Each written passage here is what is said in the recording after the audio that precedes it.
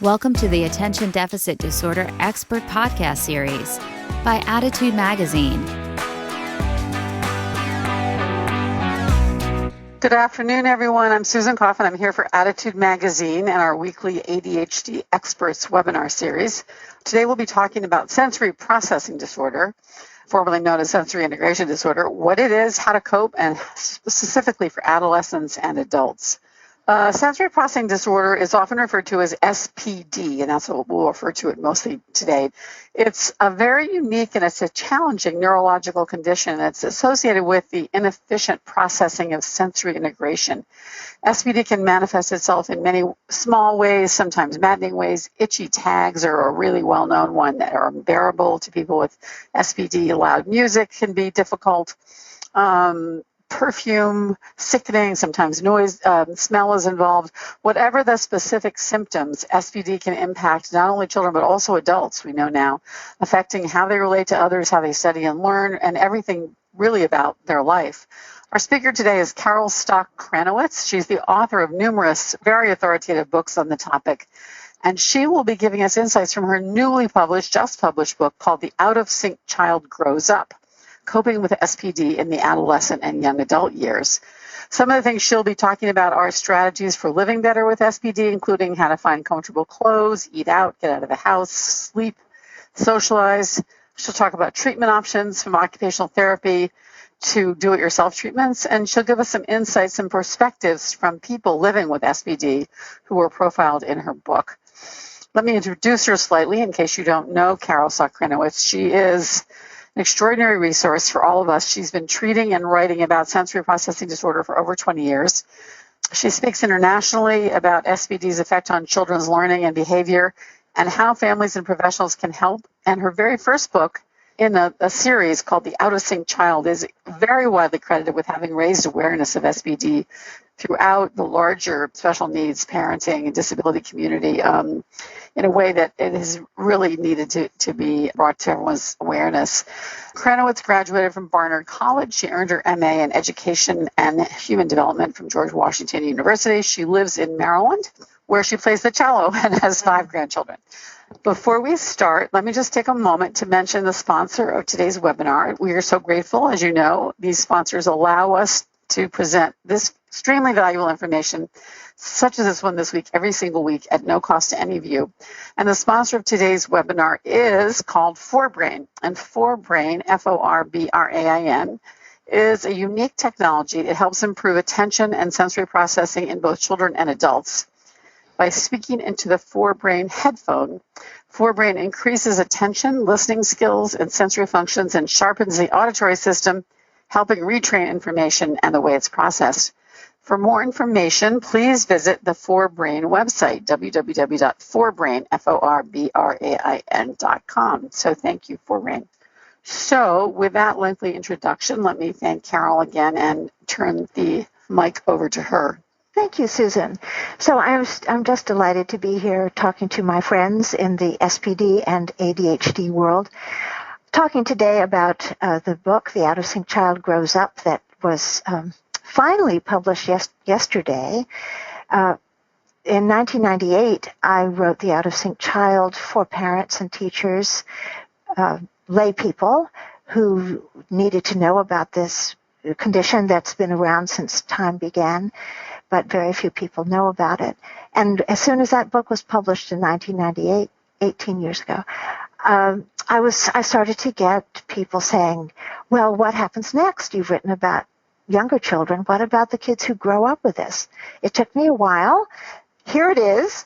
And I have to thank about 50 adolescents and young adults and some older adults looking back who have written about what it's like growing up, because I don't know. I don't have this condition myself. And just a small correction, I don't treat children. I'm an observer. So let's go and ask you a few questions to consider. Dear listeners, are you a man or a woman who finds it difficult to be touched? You don't want touch, especially light or unexpected touch. Or Are you a man or woman who really craves caresses and deep pressure on your skin? Do you avoid busy, crowded situations at parties, bars, and football games, or do you love them? Are you an adult who never lets your feet leave the ground? You are not going to be having a fun time at the amusement park. Or are you one who loves to move constantly and twirl and climb and rock scramble and drive fast like Evel Knievel? Are you a man or woman who enjoys relaxing on the couch and you are at home in front of your computer, or are you wiggling and jiggling all day long? Do you find that you are a little clumsy with getting dressed? Can you imagine getting dressed in the dark, in a dark closet? If that's not you, if you find that you can't get dressed unless you're standing in front of a mirror, you might be a person who has sensory processing problems. Flossing your teeth, parallel parking, these are everyday things that might be challenging for you. Do you find you have low stamina? Not a lot of vitality? Do you struggle with self-esteem? How about your relationships with others? Are they rocky? And how about paying attention even when you're keenly interested in what you're thinking about or talking about? Do you find you're easily distracted by what's going on around you? Now, all of these could be characteristics of a person with ADHD, but it may be that you have SPD and not ADHD. It could also be that you have both ADHD and SPD. There are many people who do have both. Sensory processing disorder, if you don't know, is difficulty in how the brain, which is at the top of the central nervous system, takes in, organizes, and uses sensory messages that we get through our receptors in our body for everyday functioning. So we're taking in sensory information through our eyes, ears, muscles and joints, skin, inner ear, and we use those sensations. We integrate them, modulate them, analyze them, and use them for immediate and appropriate everyday functioning. For example, you hear a truck rumbling down the road as you're standing poised to cross the street, and that rumbling of the truck tells you jump back. You don't think about it hard. You just react instinctively if all is going well. But sometimes with SPD, the processing falters and you might not jump back quickly. What happens with SPD is that sensory stimuli from our own bodies, from the environment around us, can cause problems in movement, emotions, relationships, attention, and adaptations to the demands that we're constantly getting from our environment. So, whom does a SPD affect? People of all ages, males and females. And it appears that this is, like other neurological issues, mostly a male problem. There are more boys and men with it than women. And people of all races. This is a very egalitarian condition. I want to add that all people with autism have SPD. Some people with ADHD have SPD. People with SPD may have only that and not ADHD and not autism. Just so you got that clear. So in this book, The Out of Sync Child Grows Up, I've broken it into 3 parts, and one part is how SPD affects activities of daily living. My contributors are wonderful, giving, sharing people who want the world to know. And when I asked them to contribute to the book, I said, I won't ask you specific questions. I want you to tell me and our readers, what is it that you really want the world to know that they just aren't getting about what it's like to have sensory issues. And so I'm going to read to you a bit from Dan Travis's story about grooming.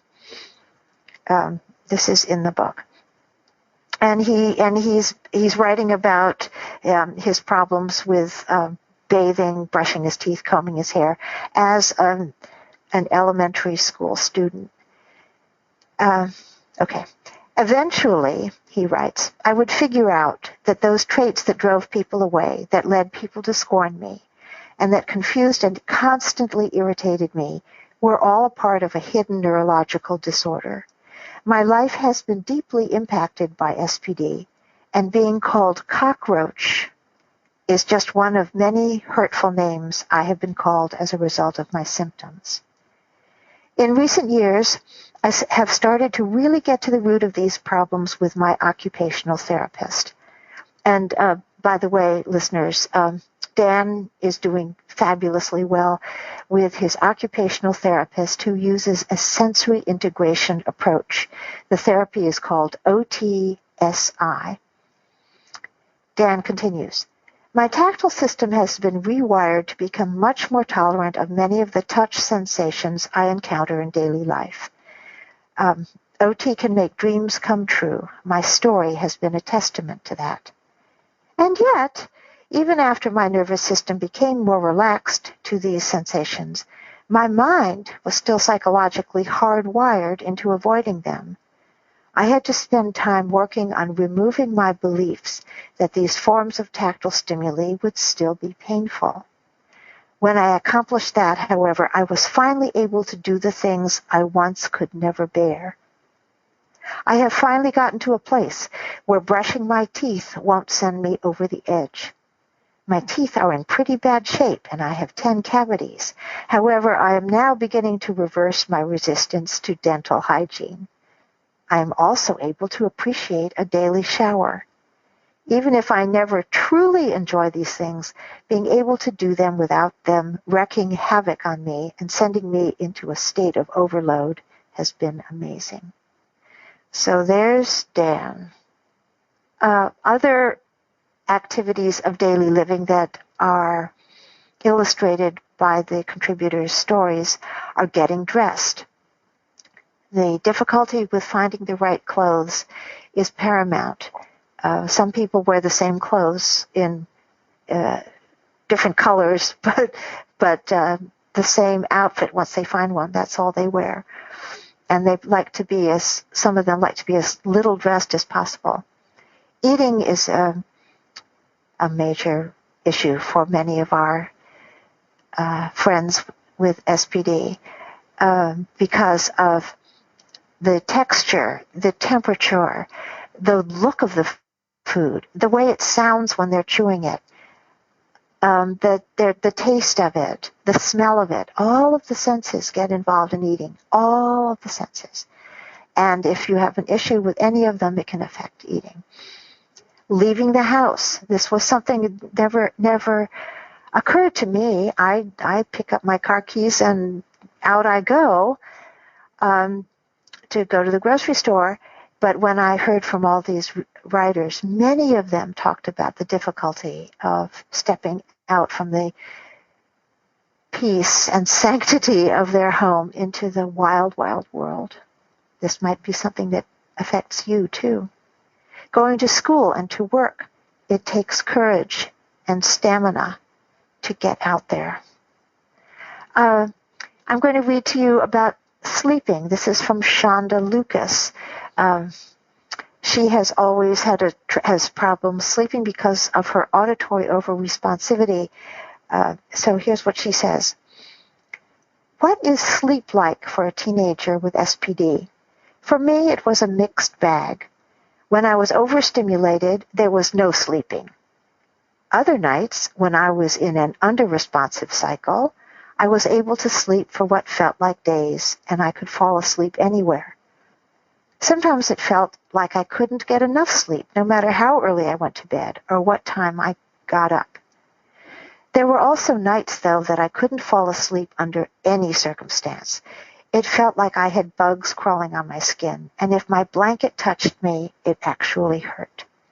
Those nights, nothing helped, so I would just have to suffer until the next night and hope to be so tired I could sleep through the buggy feeling.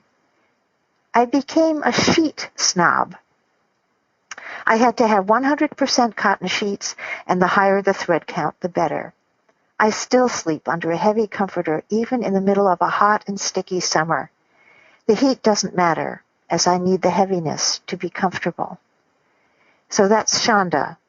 And I just want to mention to you, she talks about being overstimulated, she couldn't sleep, and being understimulated, she could sleep forever. Shonda is a sensory fluctuator,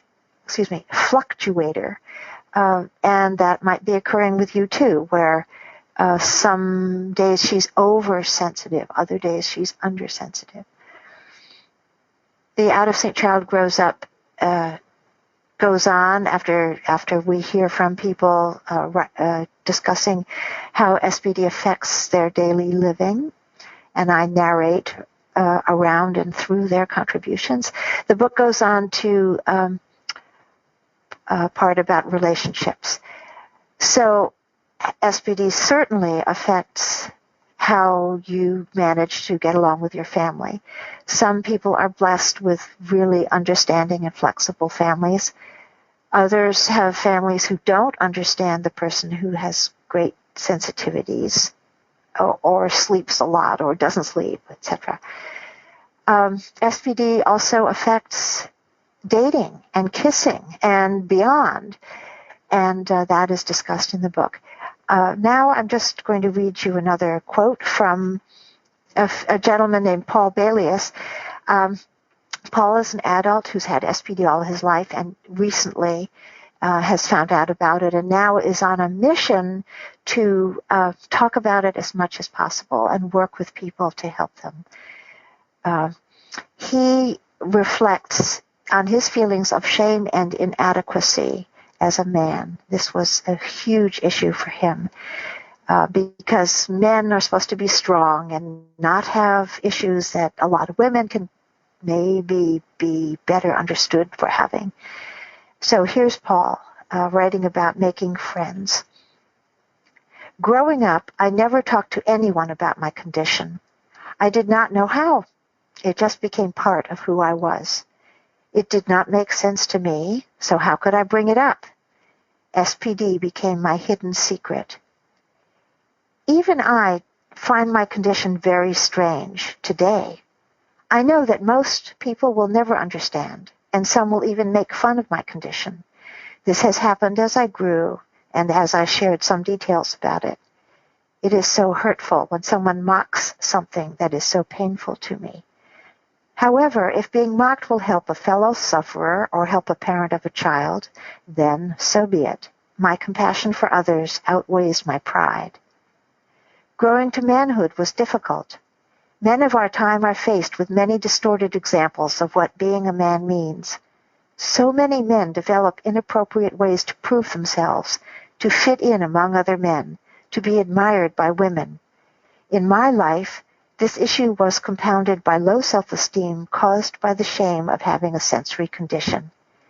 It was painful to be around men in most situations. I felt weak, not masculine enough, because I would have pain from normal everyday sights and sounds. I felt unworthy. I could not fit in. I was so lost growing up, trying to become a man in all the wrong ways.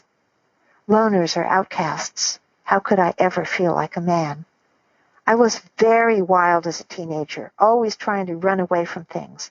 I found equally wild boys, and we would do crazy things. And Paul goes on in the book talking about some of the crazy things. And if you read it and you don't know about SPD, you sure might look at a fellow like Paul and say, he's a guy with ADHD. Living an in-sync life concludes the book. This part has to do with what people can do to treat SPD. Sometimes it's over the counter.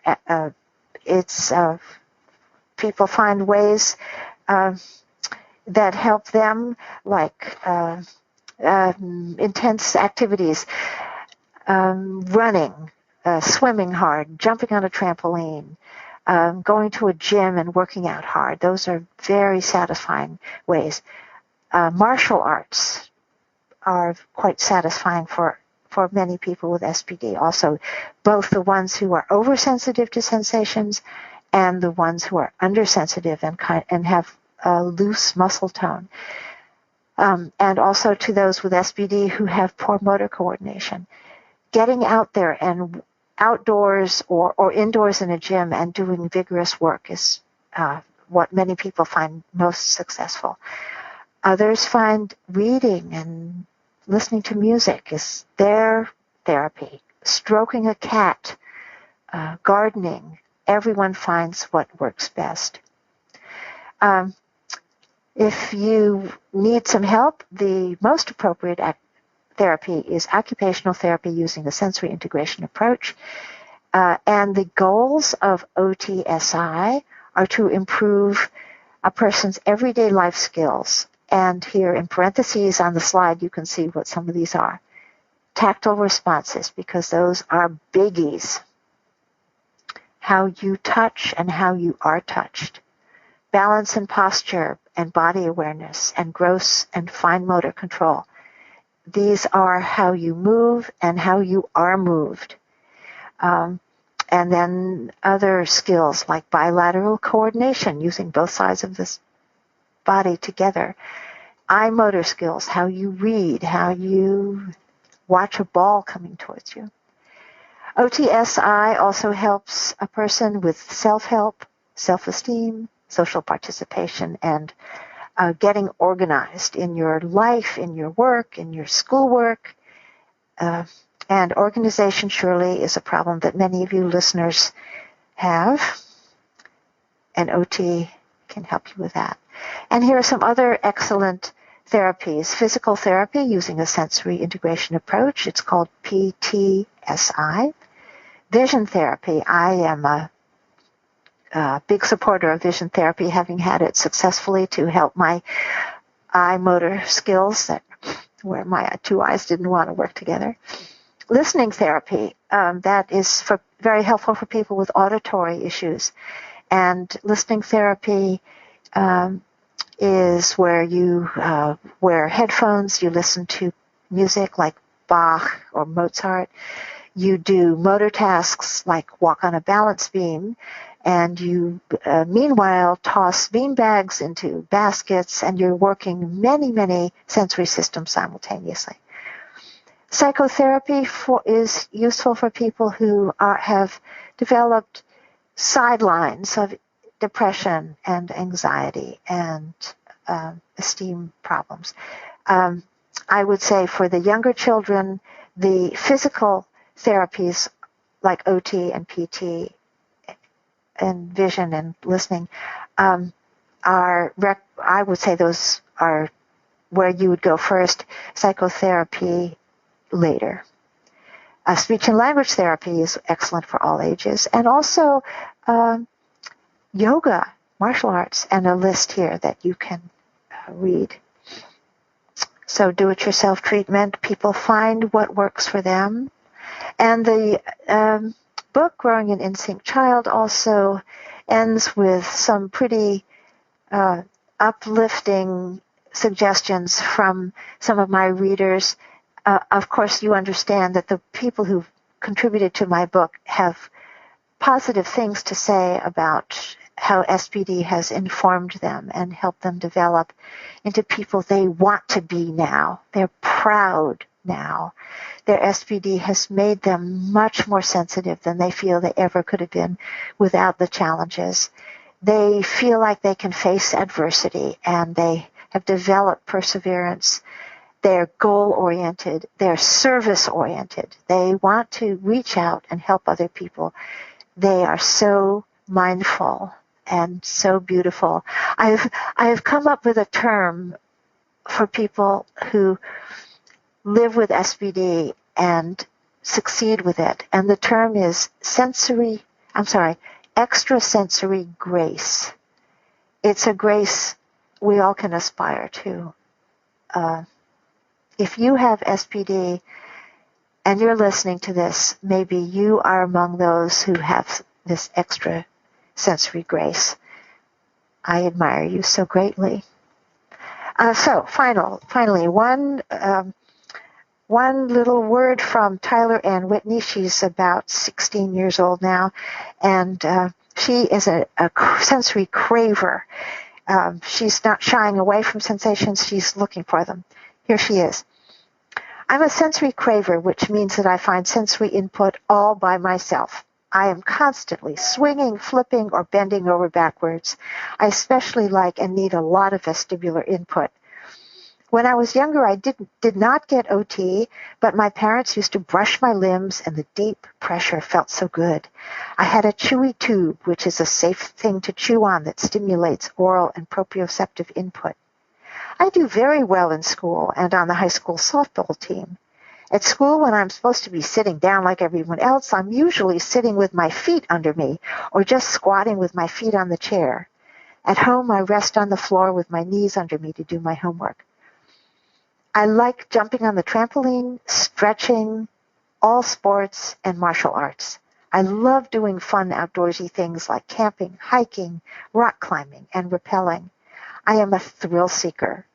At the Grand Canyon, I jumped off a 40-foot waterfall several times because I love the sensation of falling through space. Although I am living with a sensory processing disorder, I am doing just fine. It is fun to explain to your friends why you are acting like a child, even though you are a teenager. I am a sensory kid. Doesn't Tyler Ann Whitney sound like she has ADHD?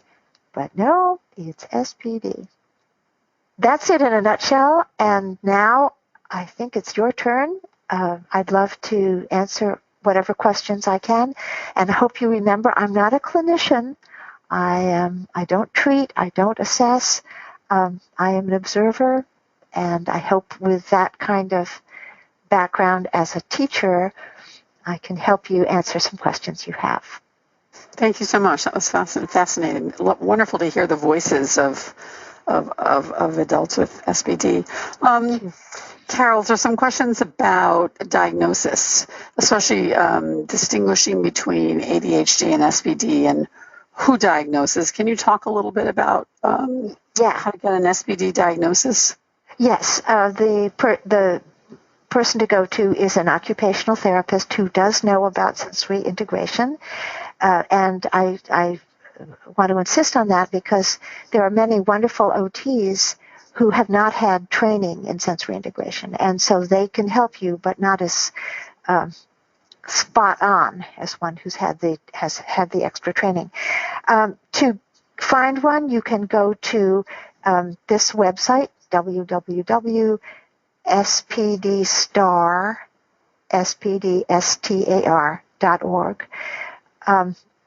And you can, there's a registry there, and you can look in your area and find someone in your area, or go to a doctor. But remember that many doctors do not know about SPD. They haven't read the research. They may say poo-poo. So be ready for that. Now, to differentiate it from ADHD, an OT can help you do that. I'm going to make sure we get that right. It's spdstar.org.com? Yes, .org. Right, okay. That sounds really helpful.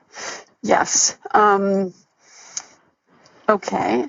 And curiosity from some of the listeners as to, I think you made a statement that most people with autism or all people with autism also have sensory integration problems. Can you talk about that? Has that been documented, or how do we know that?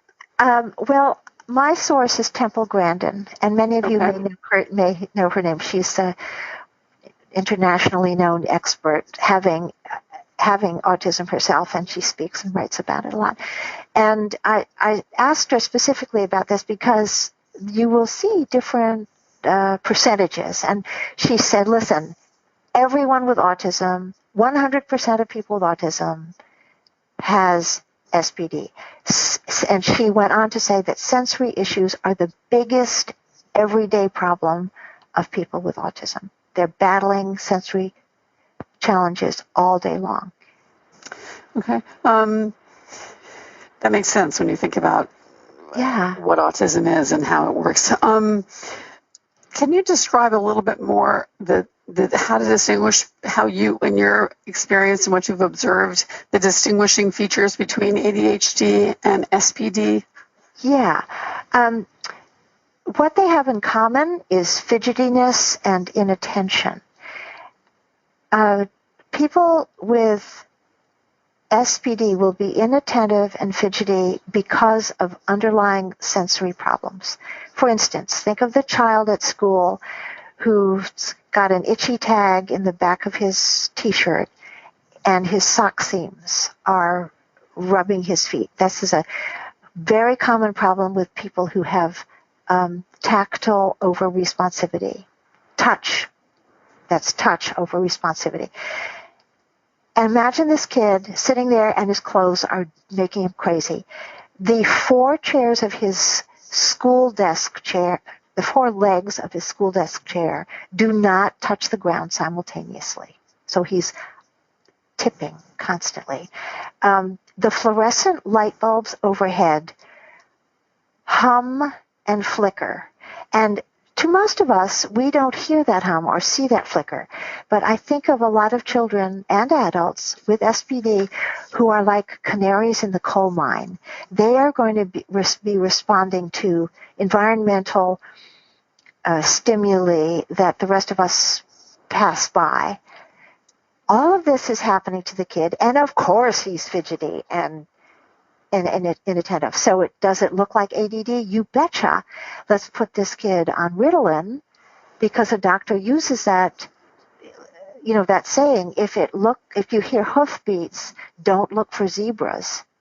If you hear hoofbeats, look for horses.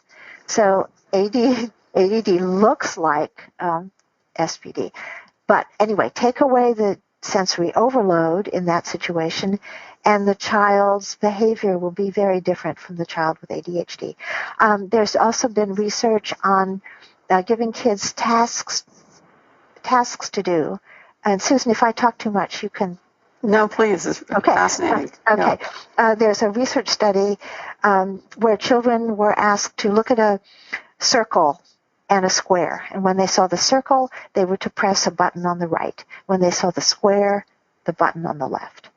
Fine. Children with SPD, children with ADHD understood the instructions, got it right. Then a new instruction was added. If they heard a bell after seeing a circle or a square, don't press the button. Well, kids with SPD heard the bell and refrained from pressing the button even when they saw a circle or a square. But the kids with ADHD had to press the button. So that's one small research study that shows that there's this impulsiveness that cannot be restrained. Then there's one more research study that's fascinating about how children and adults, again, react to a strobe light, a noxious noise, a whiff of a pleasant wintergreen oil that's passed under their nose, an unexpected chair tilt. I'm describing something called the Sensory Challenge Protocol that Lucy Jane Miller and her colleagues do in various places, confirming the same results everywhere. When a person with SPD has this strobe light and this wintergreen oil, they will show dramatic reactions that is expressed through their it's called eccrine sweat that we sweat when we're anxious. People with ADHD who undergo this same battery of sensory stimuli do not have problems with the sniff of the oil or the tilt of the chair. They, the word is habituate the way typical people do. They hear it once, they alert, they express some of this eccrine sweat. What's that noise? What's that smell? And then they get used to it after subsequent stimulation. Kids with SPD do not habituate. So those are differences that, and those are two research studies that I know about, and there are lots more. But you that's just really have fascinating. Yeah, it is. The way the symptoms persist. There are some interesting questions from people whose children were treated at early ages and for sensory issues, and yet the sensory sensitivities seem to persist, but in different ways. So one example is from Lisa. She said, my son had a decent amount of OT, maybe 60 hours at the age of 9, and helped him with sensory issues and small motor skills. He's now 13. He still has trouble feeling food on his face, and he also will spend hours in a sandbox running sand through his hands. So any suggestions for helping him? And then she puts the ironic statement, obviously a 13-year-old in a sandbox with noodles on his face is becoming a social issue as well. So good to know Mom has a sense of humor. Yeah. So okay, is that a case where seeing an OT would still be in order? I would suggest a booster shot of OT because, kids grow, their brains change. Some things in this young boy might be way better than they were a few years ago, but others might still be an issue. For the sounds like a sensory discrimination problem in his tactile sense. If he's got noodles on his face, an idea for him might be before eating, stimulate his skin. One idea is like an electric toothbrush.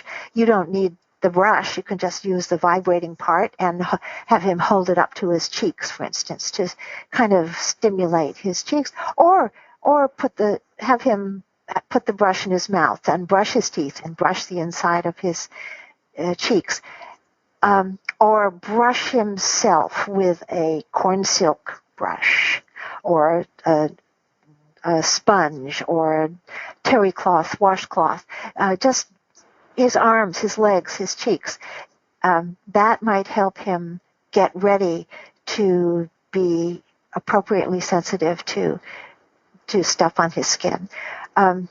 He might also do a mirror check after a meal because really what we want to protect and develop is a kid's self-esteem. You don't want other people to laugh at you because you've got spaghetti all over your face. Right. Then now the sandbox thing, that looks like his self-therapy. So true, a 13-year-old in a sandbox is an unusual sight.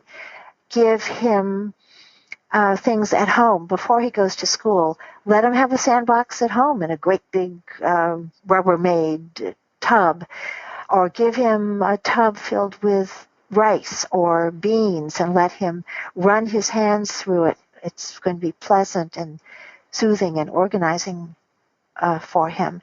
So it looks like he's looking for tactile input to help him get organized through his skin, and that his skin is not that sensitive. I recommend reading The Adolescent Child if you want to learn some more ideas. Carol, I remember I have a daughter with sensory integration issues, and I remember reading about the sensory diet, and I think that's what you're touching on by suggesting that certain activities like brushing or other treatments take place before activities. Yes. Can you talk a little bit about that? Because I think that's a key recommendation for the way parents can help, as I recall. Yes, and it's not an easy concept to. I know I had a hard time with it, so maybe you can explain it. Oh, I'm glad you brought that up, Susan. Some people prefer a different term called sensory lifestyle, Okay. which I like that myself better than diet. Diet to me suggests a reduction, and Right. a sensory lifestyle it implies adding and broadening one's way of doing things in a stylish way. Okay, so a sensory lifestyle has three areas. A lifestyle introduces activities that develop and enhance three areas.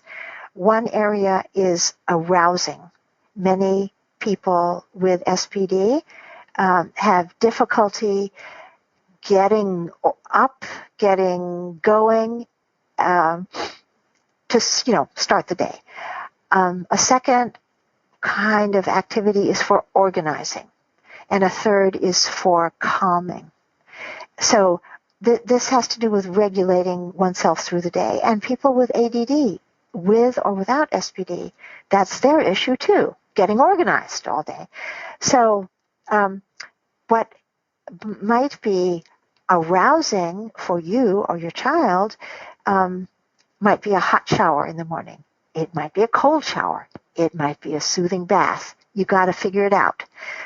It might be jumping on the trampoline. It might be wrapping yourself up tight in a TheraBand, which is something that OTs and gyms use, a stretchy vinyl band. It might be carrying the laundry basket upstairs or chewing on something crunchy like granola or a bagel. That might be arousing. Those things I just mentioned, for another person, might be organizing. For you, organizing might be running your hands through a bucket of kidney beans. So again, you can read, the Adolescent Child talks about this, another excellent book that has terrific ideas is called Building Bridges by Paula Aquila, Aquilla, and a couple of her colleagues. And then there are calming activities. What that might be a massage at the end of the day, or your hot bath at the end of the day. So you get to know yourself or your kid, and what are these things that you've noticed to help the child get up and go and calm down. And please take notes. Take notes. You don't have to write paragraphs, but boy, it's so helpful to take notes. What are the things that arouse the kid? What are the things that calm him? And you'll begin to see patterns. So that's the idea of a sensory lifestyle. And an OT will provide families or adults with activities to do at home and to do at the job. They often include heavy work activities that can be arousing, organizing, and or calming. Heavy work activities are physical activities because you know what? We are so not physical these days. We are so tied to our computers. And a heavy work activity is washing the car, washing the dog, raking, shoveling, gardening, digging, carrying the heavy bags of groceries to the car and back into the house. Let's get old-fashioned. Let's use our bodies. I could go on and on, but I'm going to pause. No, I think it's really, really helpful. We were told, I remember this, that joint compression activities, sort of gymnastics or ice skating, swimming, were all strong ways to treat SPD. And interestingly, swimming is often successful with kids with ADHD as well. Michael Phelps being one of the main, the most noteworthy one. Definitely. And let me just say a word about that. Swimming and track and martial arts are among some of the activities where you don't have to have contact with other people. Mm-hmm. Obviously, during a swim practice in high school, you're going to bump into another swimmer in your lane, and there will be some. But it's not like football, for instance. You are competing against your own record, and you're trying to improve yourself all the time. And for some people who have tactile or proprioceptive issues, working on their own bodies comes first. And when you've got that secure, then you can start wrestling with other people. But swimming is a great one. Okay. You mentioned vision therapy as something that you found had positive impact. Can you talk a little bit about what vision therapy is and how one finds a vision therapist? Yes. Go to, I think it's optometric extension, OED.org, I think. But you know what? Don't trust me. Just Google vision therapy, and okay. you'll get the correct. I don't have it at my fingertips. Vision therapy is like occupational therapy for the eyes. I'm so glad you brought up this question.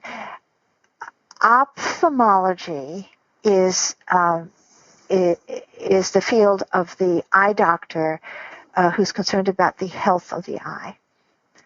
Optometry is the field of the eye doctor whose interest is the behavior of the eye, and don't go to an ophthalmologist. Go to an optometrist. He's called a developmental or behavioral optometrist, and this doctor will help you understand what your visual problems are. An example is a lot of people like me. I tend toward monovision. I have to work really hard to get my two eyes to work together so I see two separate images and merge them into one. And with therapy, I have learned how to develop that muscular skill to get both eyes working together because I was right-eyed for many years. Reading is sometimes difficult. Merging into traffic, parallel parking,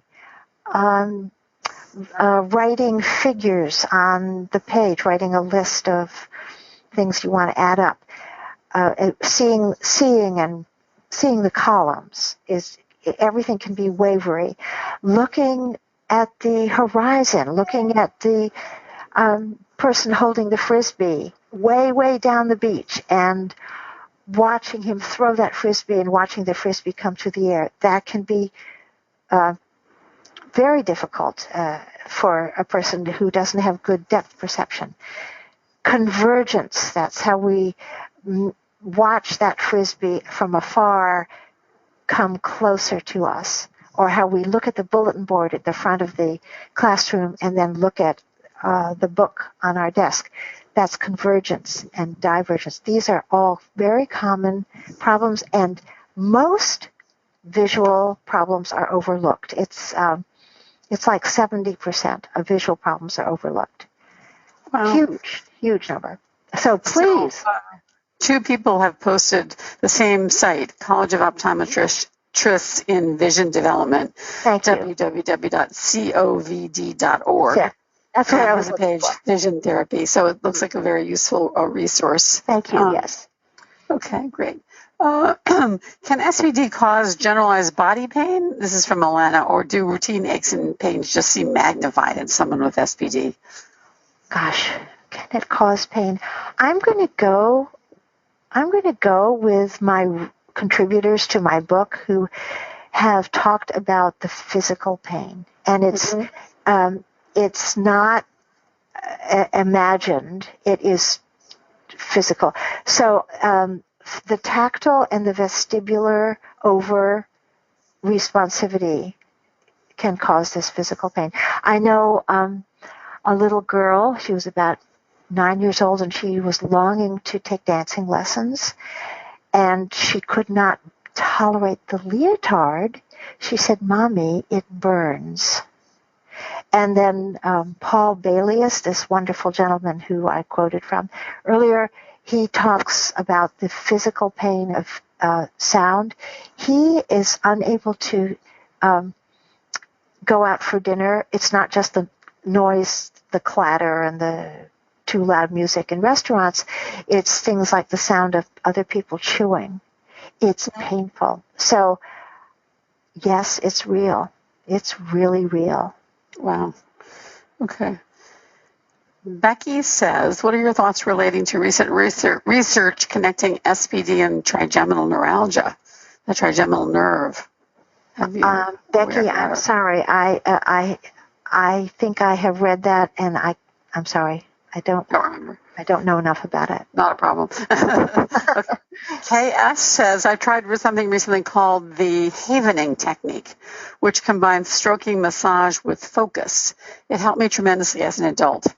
Can I help a mature teenager who may not understand how to do this? I'm not sure I do. Stroking and massage with focus. It's interesting.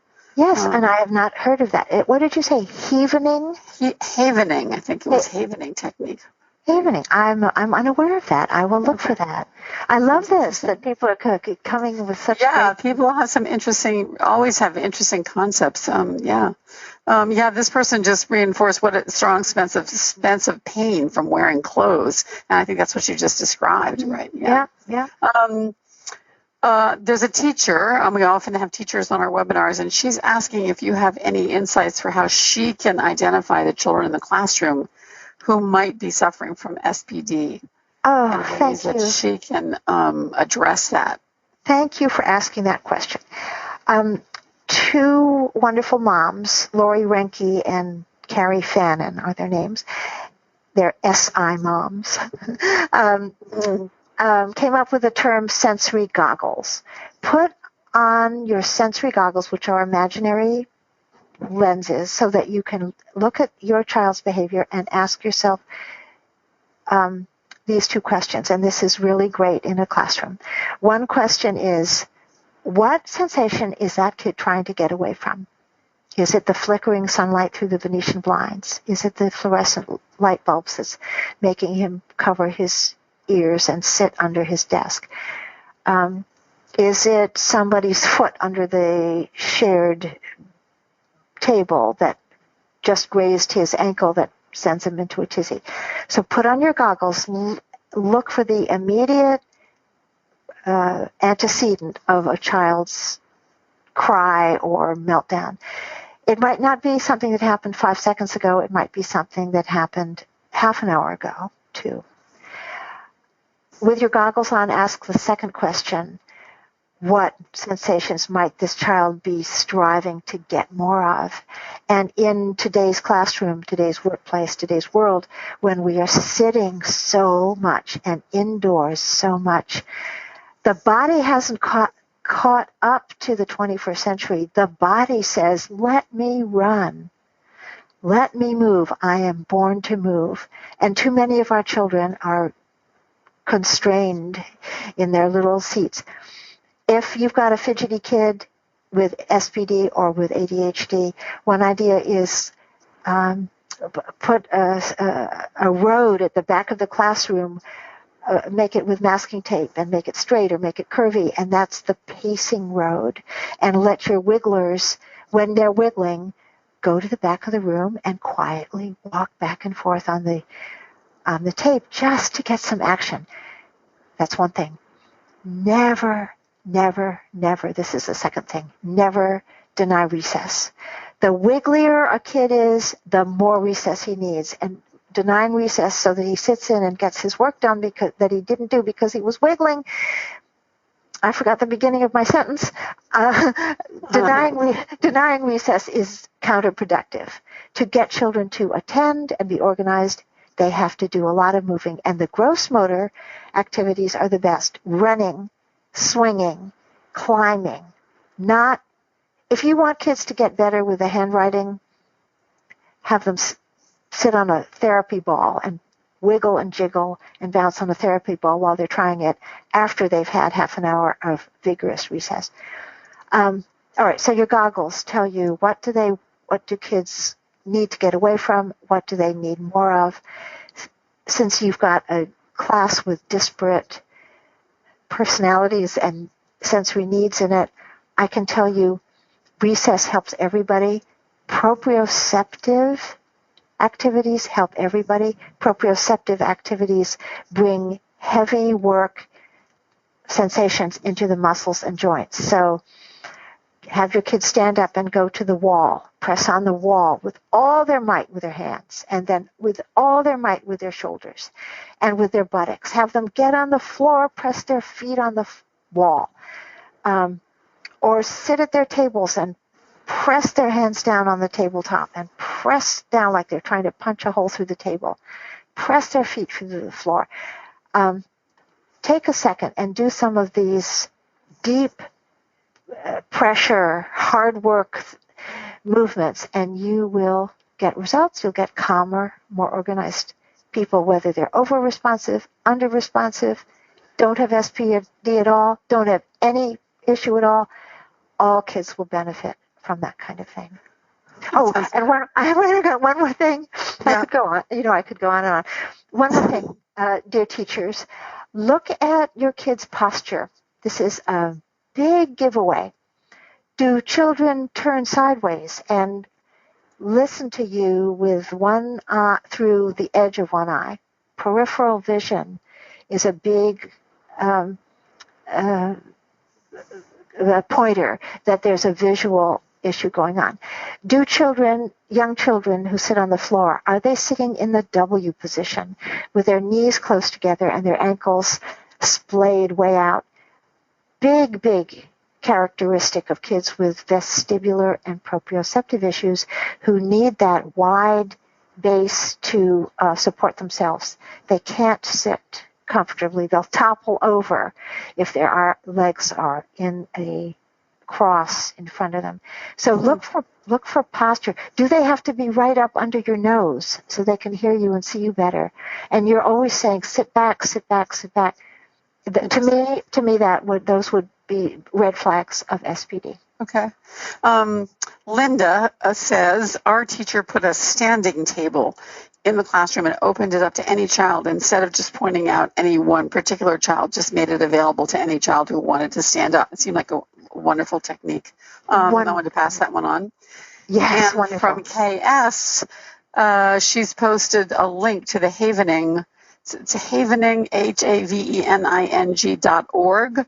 And there's helps for many things from SPD to other disorders, definitely for anxiety, which can be attached to SPD. So that's a recommendation from KS. So I'm afraid we're out of time. Carol, we could go on for a long time, and I hope all of you listening in will find Carol's books. They are really wonderful resources, The Out of Sync Child and her latest book, The Out of Sync Child Grows Up. I think this is a condition which is very misunderstood, very little understood, and Carol's done a huge amount to open up awareness for all of us. And there's just lots more we can all learn from what she's written and from other sites on this topic. So, Carol, thank you so much for joining us. My pleasure, indeed. Hope you'll come back again, and good luck with this new book. Thank you. Thank you, everyone, for tuning in today. And thanks to Forbrain, FORBRAIN, for sponsoring the webinar today. Thanks, Carol. Bye-bye. For more Attitude Podcast and information on living well with attention deficit, visit attitudemag.com. That's ADDITUDEMAG.com.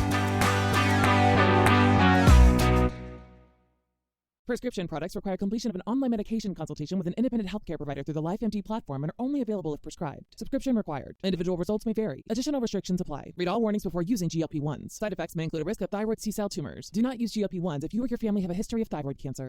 If you've struggled for years to lose weight and have given up hope, did you know you can now access GLP-1 prescription medications at trylifemd.com? We're now offering eligible patients online access to GLP-1s, the breakthrough prescription medication that can help you lose body fat and weight. Listen to what people are saying. It's fun to put on jeans that you couldn't get into 6 months ago.